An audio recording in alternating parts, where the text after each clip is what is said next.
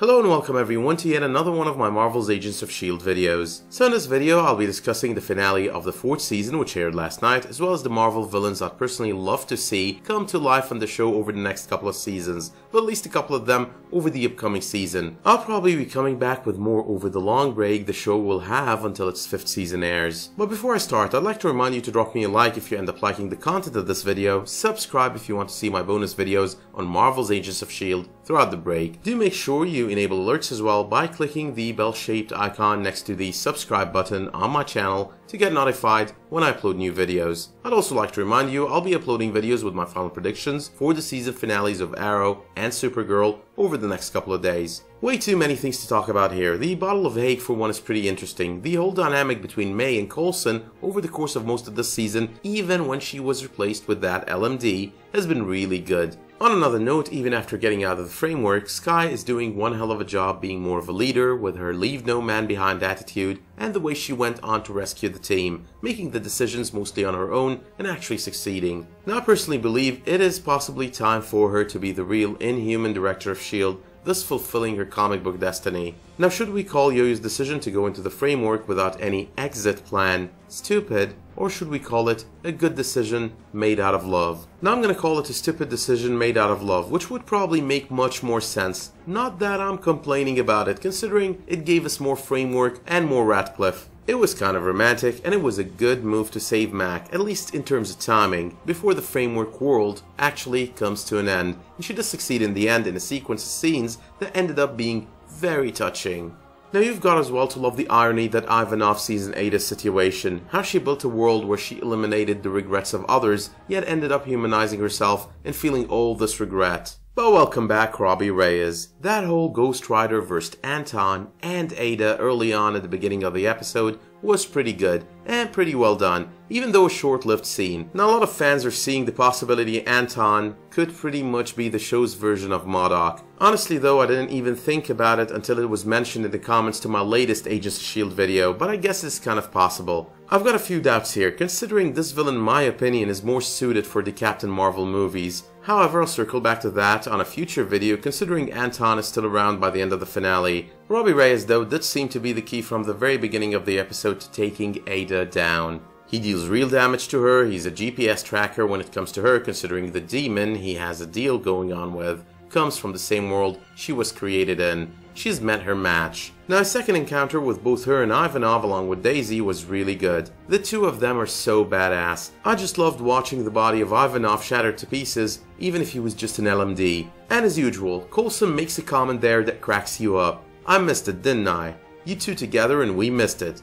Damn! Now one of the best things though about that whole part of the episode is how it brought back many LMDs one after the other from there onwards. It was just like the finale wanted the season to go out with a bang, and that it managed to do as well. I loved as well how AIDA thinks. An LMD Daisy shooting Talbot is all about creating the framework in the real world, uniting everyone in fear of Inhumans. Only Daisy in this case is the new Cambridge incident. Then there was that sadistic scene with AIDA stabbing Simmons, and it was really well done. Mallory Jansen does a great job at being evil. That was a jaw-dropping moment, thinking they killed off Simmons. I love the character, but it was one of the greatest twists though this season, finding out S.H.I.E.L.D. has built LMDs of their own, and of course a moment of relief seeing Gemma is still alive. An even better twist was Robbie's demon finding a temporary home with Coulson, who managed to trap AIDA. Now watching her burn and go down was really good and really bad. We're gonna miss the great villain that she made. Finally, Fitt's about to end up where Daisy ended last season was really good, losing himself to all of this, feeling all this pain for what he's done. And it was amazing how Daisy was the one to give him the kind of advice he gave her when they met earlier this season, while she was flying solo and on the run.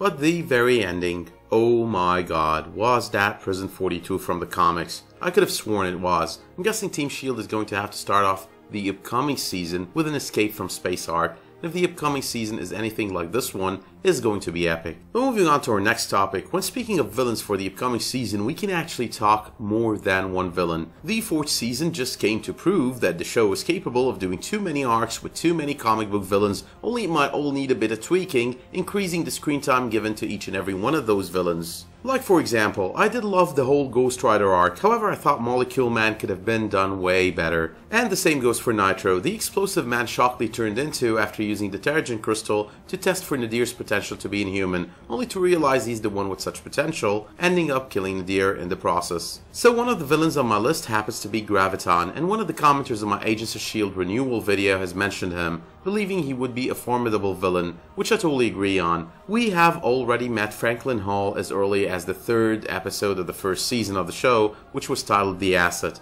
Now if you remember, Hall was a S.H.I.E.L.D. asset who ended up being abducted by the CEO of Quinn Worldwide, Ian Quinn. Quinn wanted the man to build him a gravitonium generator that would enable him to take control of the planet's gravity.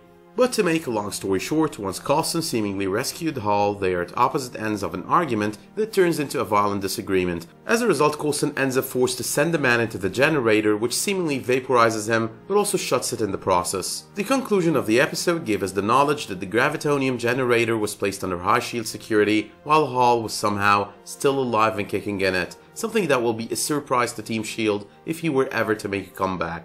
Now, a villain like Graviton might seem more suited for the Avengers movies, considering how much of a powerful foe he happens to be. Considering we have all these Inhumans in action on the show, I think they could pull it. I mean, they pulled the whole AIDA LMD Hydra arc so smoothly and so well. I don't think it is so hard to pull such a good arc once more. Now, Graviton's powers, and as the name indicates, are all about manipulating gravity. Let's just say the man can fly, shoot explosive beams, pin his enemies in place by increasing the gravitational force underneath them, besides his use of gravitonic fields to generate superhuman strength. Now, the next villain on my list is one I would have been insane to think could ever be on Agents of S.H.I.E.L.D. prior to Season 4, but with the introduction of Ghost Rider and our current knowledge, he's all good and fine in this other world and can make a comeback at any time. Such a villain could end up on the show. Blackheart, he's a demon and the son of one of the Lords of Hell, and is defined in the comics as born of evil. In the comics, this particular villain is not just associated with the Ghost Rider, but as well happens to have tried to corrupt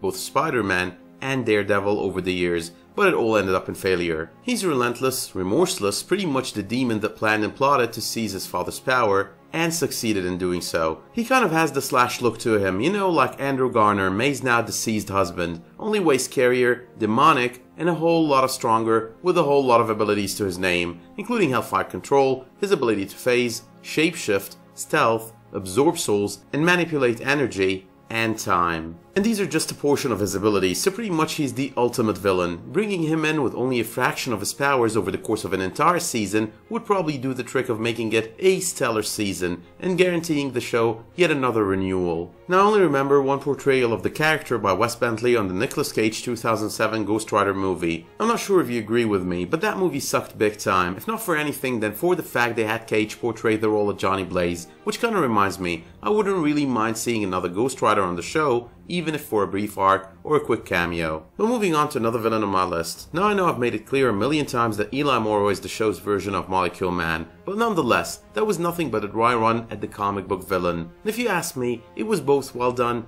and badly done. In my personal opinion, Molecule Man is one of the more formidable villains of the comics, and I would have kind of imagined someone other than Ghost Rider's mad scientist, crazy uncle, portraying the role. Of course, the whole concept of creating otherworldly matter continued beyond the Ghost Rider Eli Morrow arc, as Ada's final aim was to use that possibility to make herself into a living, breathing human being. But I would have most definitely wanted the Molecule Man arc to extend for longer, show the man's true powers, and with that in mind, the introduction of Owen Reese would do the job. Now, the beauty of the real Molecule Man is he stands in the gray zone, mostly acting as a villain, but sometimes being a hero of sorts. Now, the comic book Molecule Man's abilities are insane. Besides absorbing energy and manipulating it to create matter, he can control gravity. Yes, in a similar manner to that of Graviton. And among a whole lot of other abilities, he can go invisible, generate heat, and siphon the abilities of others. But finally, the last villain I'm going to be discussing on this video happens to be Nitro, who will probably end up coming back associated with another arc in which Ivanov is the big bad villain, as I mentioned earlier, possibly some variation of M.O.D.O.K. Again, Nitro on Agents of S.H.I.E.L.D. went down so easy. I kind of expected a lot more of him before he would be taken by S.H.I.E.L.D. Tucker Shockley should have had a bigger arc on the show, demonstrating what he really is. The comic book version of Nitro is way bigger than what we were offered on the 4th season of the show. He's even responsible for the death of Captain Marvel at some point on the pages of the comics. And while we were given an always angry, hot-headed version of Nitro, the comics offered us a way more intelligent version of the man. I'm just hoping if they ever bring him back, they bring him back stronger, more intelligent, and less of an act first and in anger, think later kind of villain. But with that being said, let me know in the comments what you thought of the Agents of S.H.I.E.L.D. finale, and what you think of these villains for the 5th season, and hopefully beyond. Let me know as well what part of the finale you enjoyed the most. It seems it was pretty packed. My favorite part of it though happened to be the encounter with Ivanov both Daisy and Robbie had. And as I reminded you earlier, if you enjoyed it, like it and subscribe to it. Thank you all for watching, and I'll see you again soon.